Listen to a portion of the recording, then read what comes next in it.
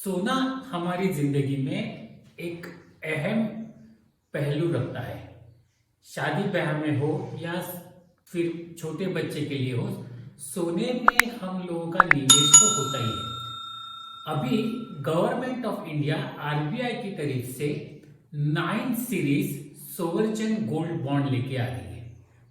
उसकी शुरुआत जो है वो 28 दिसंबर 2020 से लगा के 1 जनवरी 2021 से है।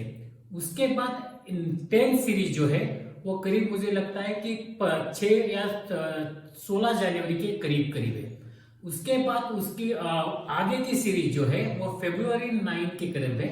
और उसके बाद जो लास्ट सीरीज अभी के जो उन्होंने डिक्लेयर किया है उसमें आ रही है वो है आपकी 9 मार्च के करीब।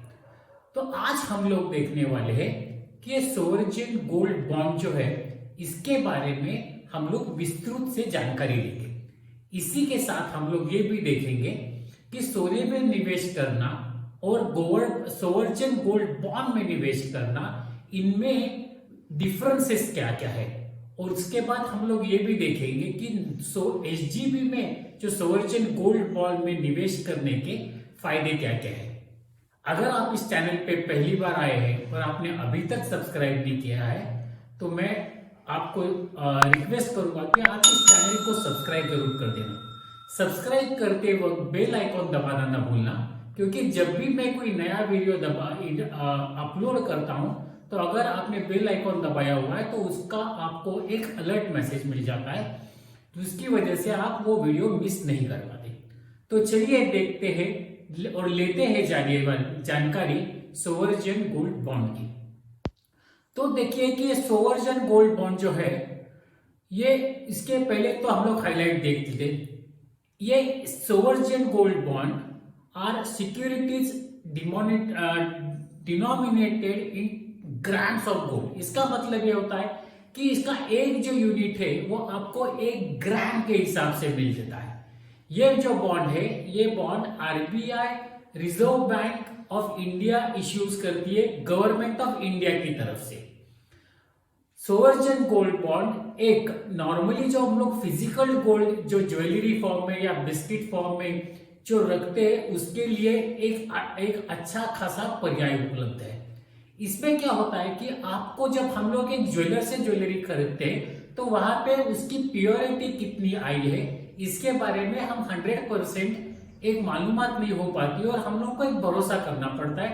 आजकल तो फिर भी आपकी जो आपका जो गोल्ड है उसके बारे में आपको एक सर्टिफिकेट मिल जाता है, लेकिन जब हम लोग एक एसजीबी का बॉन्ड लेते हैं तो यहाँ पे प्योरिटी के बारे में कोई गुंजाइश ही नहीं होती है।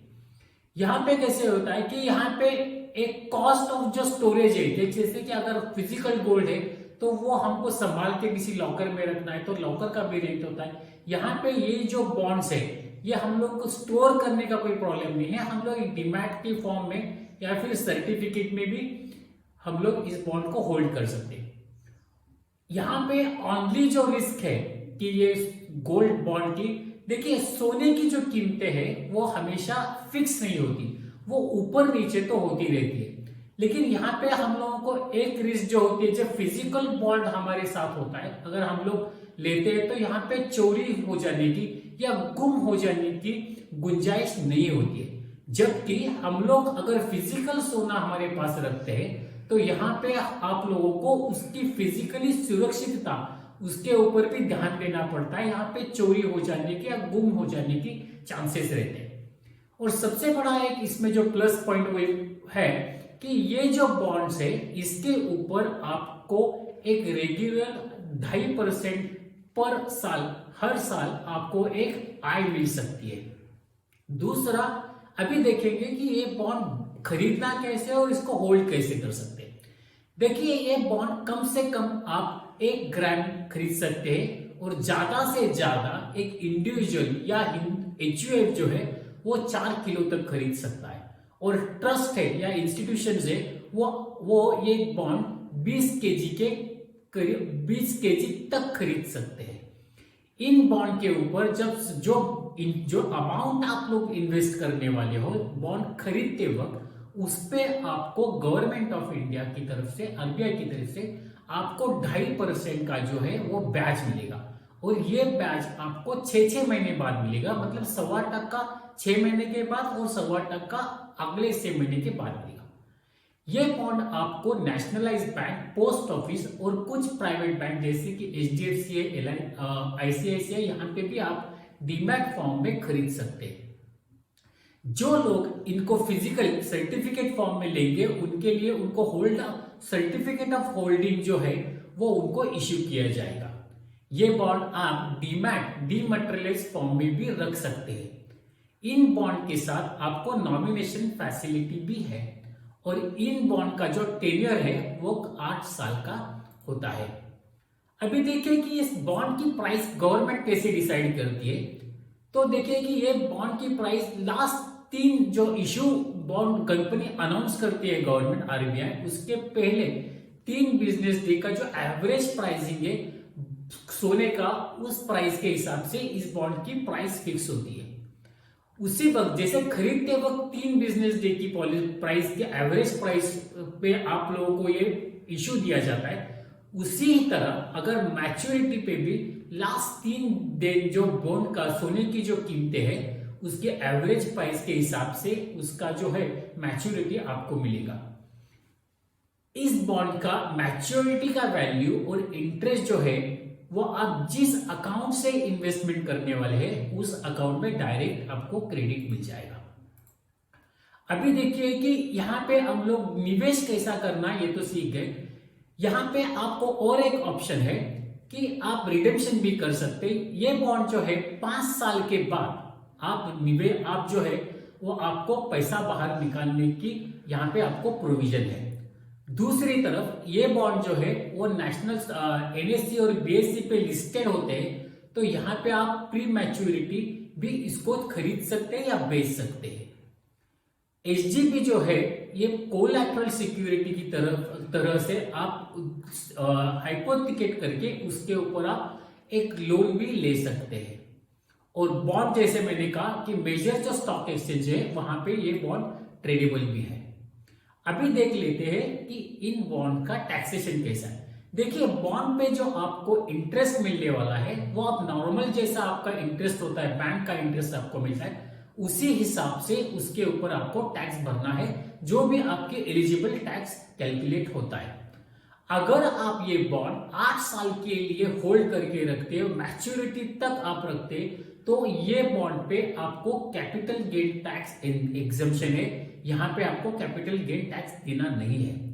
लेकिन अगर आप 8 साल से पहले इन बॉन्ड को रिडीम कर देते हैं या फिर आप स्टॉक एक्सचेंज में बेच देते, तो आपको इंडेक्सेशन के हिसाब से इस बॉन्ड पे आपको कैपिटल गेन टैक्स जो है वो आपको भरना पड़ेगा।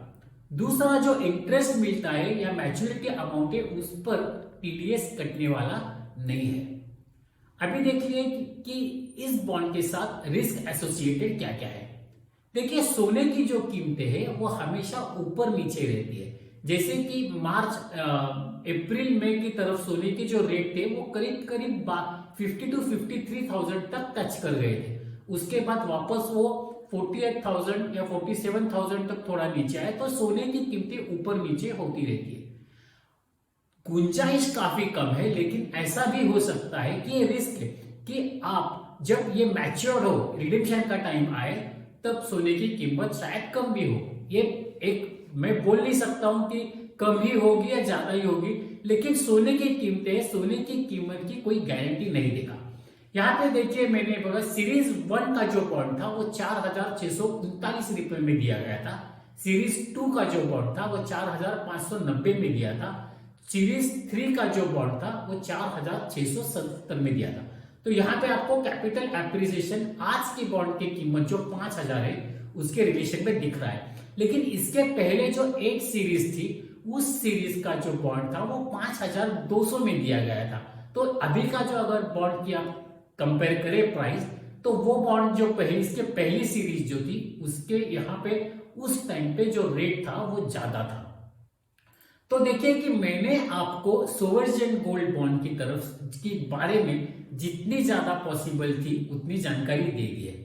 अभी देखिए, मैंने शुरू में कहा कि ये बॉन्ड जो है 28 दिसंबर से 1 जनवरी तक, और उसके बाद 3 जो है बार वापस गवर्नमेंट इशू आएगा, तो आप उस हिसाब से आपके फाइनेंशियल कंडीशन के, आपके एसेट एलोकेशन को देख के इन बॉन्ड में जरूर निवेश कर सकते हैं। अगर आपको ये वीडियो अच्छा लगा है और आपको लगता है कि ये वीडियो किसी आपके फ्रेंड्स या किसी रिलेटिव के लिए भी काम आ सकता है, तो शेयर करना ना भूलना।